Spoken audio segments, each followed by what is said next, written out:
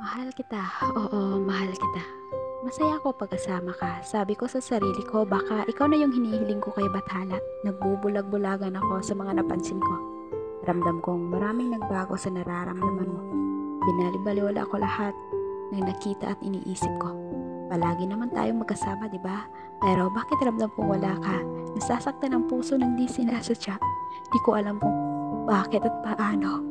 Pero alam kong nasasaktan ako kasi ganito. Ako yung kasama mo. Nasa tabi mo ko. Pero wala naman sa akin ang atensyon mo.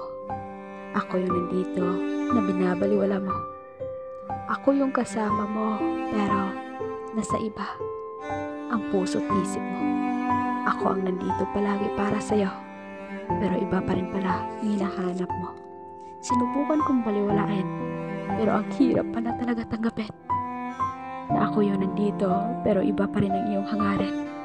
Ngayon, na-realize ko na kahit gaano mo pa kamahal ang isang tao, wala ka pa rin karapatan na pilitin siya na mahalin ka.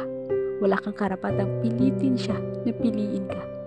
Napatanong ako tuloy sa sarili ko, bakit ka pa pumasok sa buhay ko? Kung di mo rin naman pala ako ganun ka gusto. Pero okay lang, at least sinubukan mo. Di ko lang maiwasang magkaroon ng masakit na tanong na ano bang balak mo?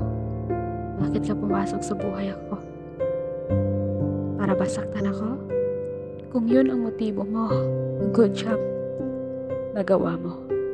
Masakit mang magpaubaya pero gagawin ko para sa ikakaligaya ninyo.